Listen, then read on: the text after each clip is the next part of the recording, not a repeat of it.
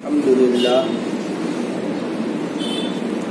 لله وكفى وسلام على عباده الذين اصطفى أما بعد فأعوذ بالله من الشيطان الرجيم بسم الله الرحمن الرحيم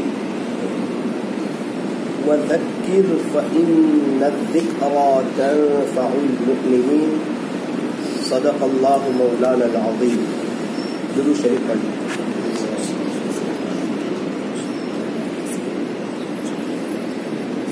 ایک بزرگ فرماتے ہیں میری یہ نصیحت ہر دم یاد رکھنا، میری یہ نصیحت ہر دم یاد رکھنا، ہر شے میں شریعت کو یاد رکھنا، ہر چیز میں شریعت کو یاد رکھنا.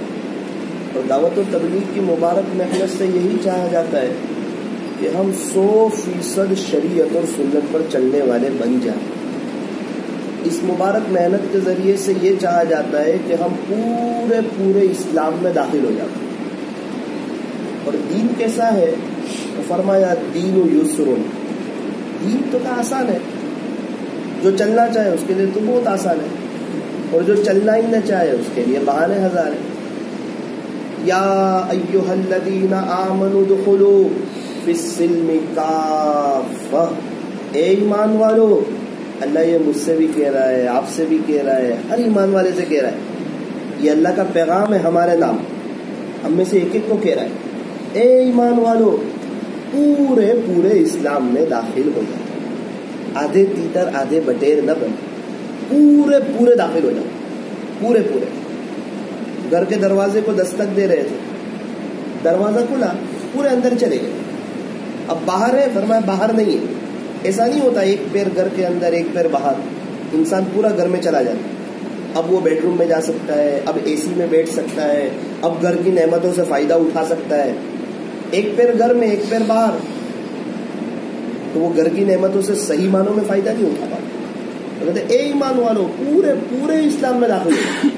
تو اس مبارک محنت سے یہی چاہا جاتا ہے ہم پورے اسلام میں داخل ہو. دیکھو یہ شعبان کا مبارک مہینہ چل رہا ہے، رجب کا مہینہ آیا تھا ختم ہو گیا، شعبان کا مہینہ چل رہا ہے، یہ بھی گزر جائے گا. اور جس طرح زندگی کے 20 25 30 40 رمضان گزرے نا، اس طرح یہ رمضان آ کے بھی گزر جائے گا. رمضان کیا گزرے گا؟ ایک دن آئے گا میں اور آپ ہی گزر جائیں گے، میں اور آپ ہی گزر جائیں گے. نہ ہم اپنی مرضی سے دنیا میں آئے، نہ اپنی مرضی سے دنیا سے جائیں گے. یہ درمیانی حصے میں ہمیں کوئی حق نہیں بنتا کہ ہم اپنی مرضی سے زندگی گزاریں، اللہ کی مرضی کے مطابق زندگی گزاریں. دیکھو مرضی تو اللہ ہی کی پوری ہوگی، مرضی تو اللہ ہی کی پوری ہوگی.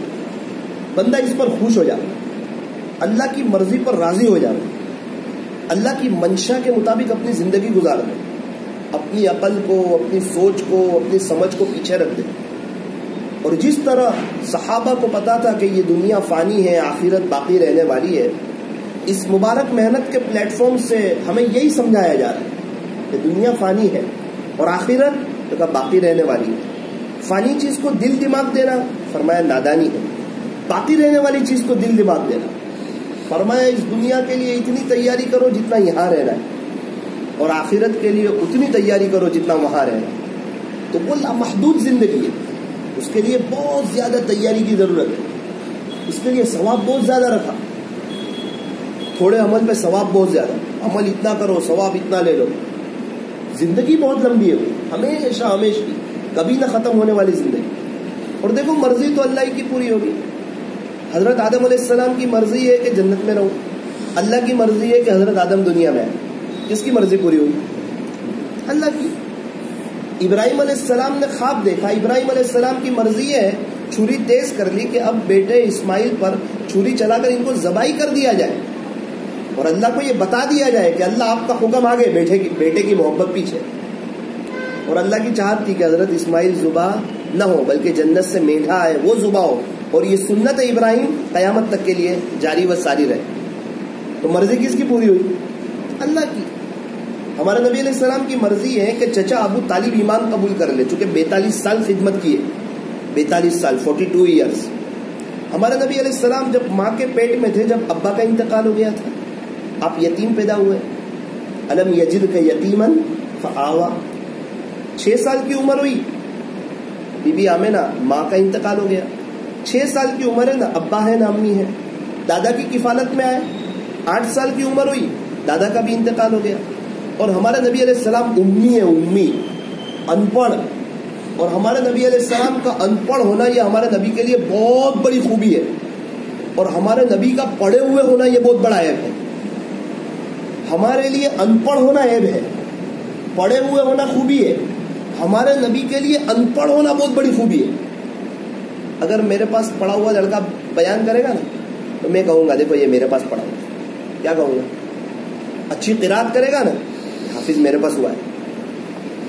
اب ہمارا نبی قرآن بیان کرے اور کسی کے پاس پڑھے ہوئے ہو تو وہ کہے تو سب میں نے سکھایا. اللہ نے کہا نہیں، کوئی نہیں. باپ کا واسطہ بھی ہٹا دیا، ماں کا واسطہ بھی ہٹا دیا، دادا کا واسطہ بھی ہٹا دیا. اب ہمارے نبی کا کوئی استاد تو کہا نہیں. تو استاد کون؟ تو کہا براہ راست اللہ استاد. یہ سچے نبی ہے. ایک ان پڑھ نے علم کا دریا بہا دیا. چھوٹے سے چھوٹے لفظوں میں کتنی گہری علم کی باتیں کہہ گئے. اللہ اکبر کبیرہ. اللہ کے بعد اگر کسی کا مرتبہ ہو تو وہ ہمارے نبی کا مرتبہ ہے. ایک موقع پر آقا نے فرمایا انا مدینۃ العلم وعلی بابها، میں علم کا شہر ہوں اور علی اس کا دروازہ ہے. اب ہمارے نبی علیہ السلام کی چاہت یہ ہے کہ ابو طالب جو ہے وہ کلمہ پڑھ لے. سمجھا بھی رہے ہیں. خلاصہ یہ کہ چچا آپ ذرا کان میں پڑھ دیجئے، میں سفارش کر دوں گا. اور اللہ کے وہاں مقدر نہیں تھا تو مرضی بغیر کلمے کے گئے. مرضی کس کی پوری ہوئی؟ اللہ کی. تو مرضی تو اللہ کی پوری ہوگی، ہم چاہے نہ چاہے. اب کیوں نہ ہم اپنی مرضی کو اللہ کی مرضی میں گم کر دیں، اسی کے حکموں پر چلیں. تو میرے عزیزو، یہ شعبان کا مبارک مہینہ چل رہا ہے. اس میں ایک رات آنے والی ہے، اس کو شب برات کہتے ہیں. شب یعنی رات، برات یعنی بری ہونا. یعنی ایسی رات کہ اس میں اگر انسان سچے دل سے توبہ کرے تو وہ گناہوں سے پاک صاف ہو جاتا ہے، بری ہو جاتا ہے. آئندہ اتوار کو اس وقت شب برات شروع ہو چکی ہوگی. 15ویں شعبان ہے آئندہ اتوار کو. تو وہ رات کیسے گزارنی اس کے بارے میں ذرا مختصر سن لیجیے. کیا کریں شب برات میں؟ فرمایا رات کا قیام کریں اور دن کا روزہ رکھیں. ایک میں مشورہ دینا چاہتا ہوں کیسے رات گزارے. مغرب کے 10 منٹ پہلے مسجد میں آ جائیں، دعا کریں اللہ پچھلا سال غفلت میں گزرا، اذان کا جواب دے، مغرب کی نماز پڑھے پوری کوالٹی والی، 2 رکعت سنت پڑھیں، اوابین پڑھیں. اس کے بعد تبارک وغیرہ جو صورت یاسین شریف وغیرہ پڑھنی ہو وہ پڑھ لیں. عشاء کی اذان کا جواب دیں، عشاء کی نماز پڑھیں. عشاء کی نماز پڑھنے کے بعد جو ہے گھر میں جو کھانا وغیرہ کچھ مجلس ہو اس میں شرکت کریں، نہ ہو تو گھر میں جو کھانا وغیرہ کھانا ہو، کھانا وغیرہ کھانے کے بعد ذرا چائے وغیرہ پینے کے بعد پھر چست ہو جائے، پھر تازہ دم ہو جائے. یہ رات سال میں ایک دفعہ آتی ہے. اب کچھ ترتیب بنائیں کہ اس رات میں مجھے صلاۃ التسبیح پڑھنی ہے، 3 پارے اللہ کا قرآن پڑھنا ہے، 1000 مرتبہ درود شریف پڑھنا ہے، 500 مرتبہ استغفار کرنا ہے، 4 رکعت تہجد کی پڑھنی ہے اور آدھا گھنٹہ مجھے ہر حال میں دعا کرنی ہے.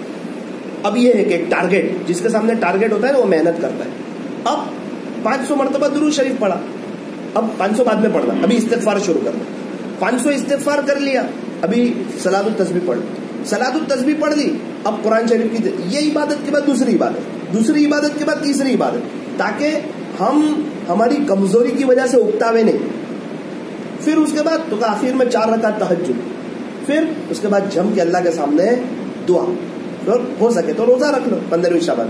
اور ایک بات سن لو، اس رات میں کوئی خاص نفل نہیں کہ بھائی فلاں رکعت 4 رکعت پڑھنی ہے، اس میں اتنی رکعت یہ پڑھنا ہے، یہ پڑھنا ہے، یہ پڑھنا ہے، ایسا کچھ ثابت نہیں. اور اس رات میں جاگنا ہی پڑے، نہ جاگے تو گنہگار، تو یہ بھی ثابت نہیں. صلاۃ التسبیح پڑھنا ضروری ہے تو کہنا کوئی ضروری نہیں. اگر کسی کو سونا ہو شب برات میں کوئی بات نہیں، عشاء کی نماز پڑھ کے سنت وطر پڑھ کے سو جائے، عشاء کی نماز جماعت سے پڑھے، فجر کی نماز جماعت سے پڑھے. کسی کو روزہ نہ رکھنا ہو تو کوئی بات نہیں، مستحب ہے، رکھے گا تو ثواب ملے گا، نہ رکھے گا تو گناہ نہیں ہوگا. تو پھر تو روزہ نہ رکھ سکتا ہو کوئی بات نہیں، گناہ نہ کرے، اللہ کو ناراض کرنے والا کوئی کام نہ کرے. تو میرا عزیزو، اصل بات یہ ہے اب ہم کیا کریں؟ رات سو جائیں، دن میں روزہ نہ رکھیں؟ نہ، ایسی بات نہیں ہے. نہ کرنا چاہے تو کوئی حرج نہیں ہے، لیکن ایک ہی بار آ رہی ہے یہ رات، بڑی مبارک رات ہے.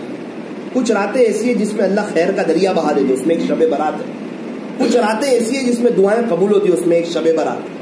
اس رات کو وصول کریں، اس کو قیمتی سمجھیں. ہم کتنی راتیں کہاں دے دیتے ہیں. اکثر سنیچر کی رات کتنے لوگ دوستوں میں دے دیتے ہیں، حالانکہ نہیں ہونا چاہیے. ایک آدھ رات اللہ کو دے دے تو کیا حرج ہے. تو طے کرو انشاءاللہ کہ اس رات کو وصول کریں گے اور 15ویں شعبان کا روزہ رکھیں گے. شب برات میں اللہ خیر کا دریا بہا دیتے. 8 قسم کے لوگ ایسے جن کی شب برات میں بھی مغفرت نہیں فرماتے، اتنے ناراض ان سے اللہ پاک. نمبر 1 مشرک، شرک کرنے والا، اللہ کے علاوہ کسی کو حاجت روا، کسی کو مشکل کشا سمجھنے والا، بت اور جانور کی پوجا کرنے والا، اس کی اللہ شب برات میں بھی مغفرت نہیں فرماتے. اس رات میں کیا کریں؟ دنیا میں بڑا طبقہ مشرکوں کا ہے، ان کے لیے ہاتھ اٹھا کر اللہ کے سامنے روئے کہ اللہ ان کو ہدایت دے دے. ہدایت دینے والی ذات تیری ہے، ان کا کام بن جائے گا. وہ سب اللہ کے بندے ہیں جو مشرک ہیں نا، یہ سب بھی ہمارے نبی کے امتی ہے. ان کی توبہ کر کے اگر ان کو اللہ کامیابی دیتا ہو تو ہمارے لیے تو سعادت کی بات. اس لیے مشرکین کے لیے دعا کریں، اپنے آپ کو شرک سے بچائیں. نمبر 2 جس کی مغفرت نہیں ہوتی، ایسا شخص جو اپنے کسی مسلمان بھائی کا دل میں کینہ یا بغض رکھے، اپنے دل کو پاک صاف کر دے، سینہ بے کینہ ہونا چاہیے. نمبر 3 مدمر خمر، شراب کا عادی، نشے کی کسی بھی چیز کا عادی ہو، اس کی بھی شب برات میں مغفرت نہیں ہوتی.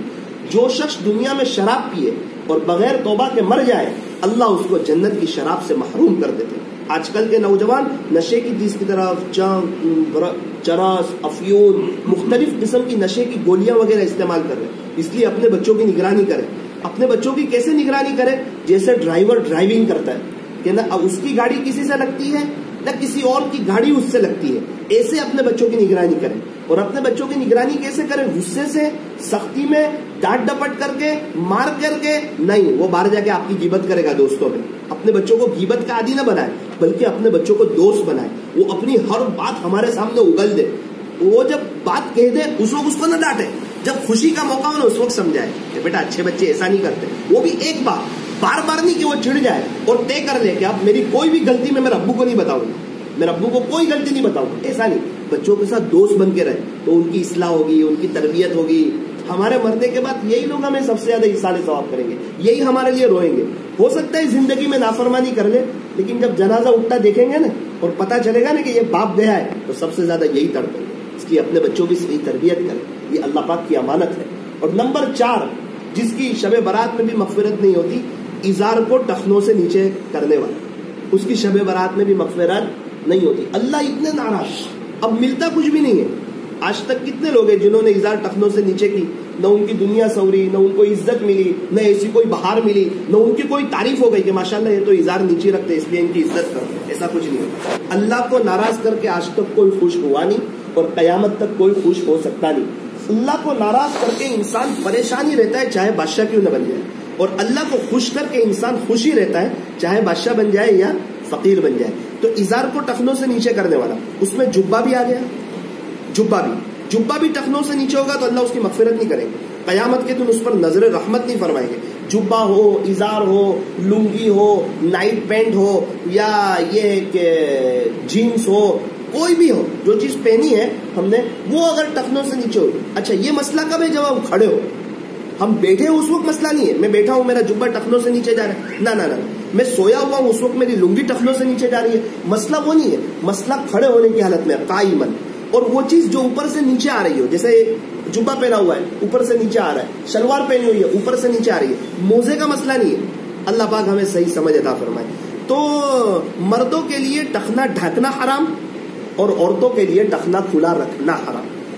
تو اس لیے مستورات ٹخنے ڈھکے رکھیں، مرد حضرات کو چاہیے کہ ٹخنے کھلے رکھیں. نمبر 5 ناحق قتل کرنے والا، اس کی بھی شب برات میں مغفرت نہیں ہوتی.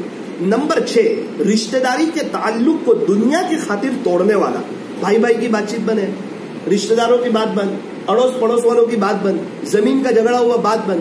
اپنے بیٹے کی کسی جگہ بات ڈالی، لڑکی والوں نے منع کر دیا، تو اب تو بات بند کر دی. ارے بھائی ان کی لڑکی ہے، ان کی مرضی، وہ کرے تو بھی ٹھیک ہے، وہ نہ کرے تو بھی ٹھیک ہے. اس میں بات بند کرنے کا تو کوئی مطلب نہیں ہے. تو اس دنیا کے خاطر بات بند کرنے والا اگر ایسا کوئی ہو توبہ کر لے. نمبر 7 عاق لوالدین، یا والد کا نافرمان یا والدہ کا نافرمان یا دونوں کا نافرمان، شب برات میں اس کی بھی مغفرت ہوتی نہیں۔ ماں باپ موجود ہو، معافی مانگ لے، ان کی خدمت کرے، ان کا اکرام کرے، ان کا احترام کرے، درگزر کا معاملہ کرے۔ بچپن میں ہزاروں غلطیاں معاف کیے، 5-6 ان کی غلطیاں معاف کر دیا کرے۔ اور ماں باپ کا انتقال ہو چکا ہو، روزانہ 3 مرتبہ قل هو اللہ احد صبح، 3 مرتبہ شام پڑھ کے انہیں ایصال ثواب کر دے۔ نمبر 8، زانیہ عورت اور زنا کرنے والا مرد، اس کی بھی شب برات میں مغفرت نہیں ہوتی۔ ان 8 قسم کے لوگوں میں سے اگر ہمارے اندر کوئی چیز پائی جاتی ہو، سچے دل سے اللہ سے معافی مانگ لے، ورنہ ایسی مبارک رات میں بھی مغفرت نہیں ہوگی۔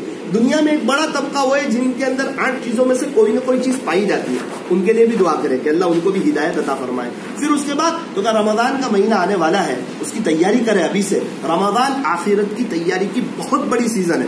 دیکھو گرمی میں فریز والوں کی سیزن آتی ہے اور اے سی والوں کی سیزن آتی ہے اور ٹھنڈے والوں کی سیزن آتی ہے۔ ٹھنڈی کے موسم میں جیکٹ والوں کی سیزن، بلینکٹ والوں کی سیزن، بارش کے موسم میں رین کوٹ والوں کی سیزن اور چھتری والے کی سیزن، کسی کو NRI سیزن، کسی کو رمضان کی سیزن اور کسی کو دیوالی کی سیزن۔ جس کو جو سیزن لگتی ہے نا، اس میں وہ محنت بڑھاتا ہے، کوشش بڑھاتا ہے، قربانی بڑھاتا ہے۔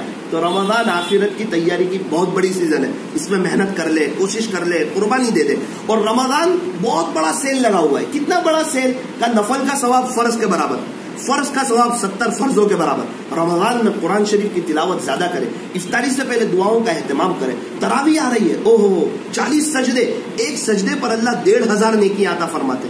1500، یہ پاؤنڈ ڈالر کی بات نہیں چل رہی ہے، یہ نیکیوں کی بات چل رہی ہے۔ ایک سجدے پر 1500 نیکی، تو 40 سجدے پر فرمایا 60,000 نیکی۔ اللہ اکبر۔ ہر سجدہ مزے لے لے کر کرے، جیسے آئس کریم کی ہر چمچ مزے لے لے کر کھاتے ہیں۔ اگر یہ تراویح دھیان سے پڑھنی ہے تو افطاری کم کرے، افطاری میں پانی کم پیے، 2 گلاس پینے بے شک پیے، شروع میں آدھا گلاس، اخیر میں آدھا گلاس، مغرب کے بعد 1 گلاس، فوراً 2 گلاس پیے، ایسی سستی آئے گی۔ تراویح دور کی بات ہے، مغرب میں بھی دھیان نہیں لگے گا، مغرب میں اذان کا جواب دے۔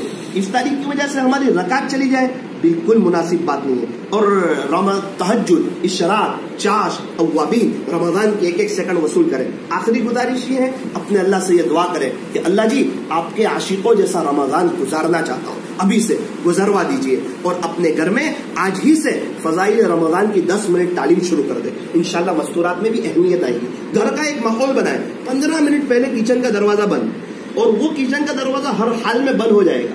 سمجھائے مستورات کو، ٹھنڈے سموسے کھا لیں گے، ٹھنڈے بھجیے کھا لیں گے، ٹھنڈی چیزیں کھا لیں گے، لیکن آخرت کی تیاری گرم گرم کریں گے۔ یہ آخرت کی تیاری کی سیزن ہے، ورنہ عام طور پر اذان کے وقت مستورات باہر نکلتی ہے۔ 2 دن تھوڑی مجاہدہ ہوگا۔ مجاہدہ کیا ہوگا؟ 15 منٹ باقی ہو، محبت سے کہیں بھائی دروازہ بند کر دو کچن کا، ارے سموسے باقی ہے، کوئی بات نہیں، آج کھجور اور پانی پی لیں گے، آج کھجور اور پانی اور دودھ کولڈ ڈرنک پی لیں گے۔ ارے نہیں وہ ابھی بن جائیں گے، ارے آج رہنا تو ابھی دعا کر لیتے، مغرب بعد کھا لیں گے، ابھی کیا ضروری نہیں ہے۔ 2 دن اگر آپ اس طرح سمجھا کے کرو گے تو 28 دن تک آٹومیٹک 15 منٹ پہلے دسترخوان سج جائے گا، کچن کا دروازہ بند ہو جائے گا، اور اس بیچاری کو اللہ کے سامنے ہاتھ پھیلانے کا موقع ملے گا۔ اللہ پاک ہمیں شریعت اور سنت کے مطابق زندگی گزارنے کی توفیق عطا فرمائے۔ اور کیا مزے کی بات ہو اگر رمضان اللہ کے راستے میں گزر جائے، تو بتاؤ کون کون ساتھی اللہ کے راستے میں وقت لگانے کے لیے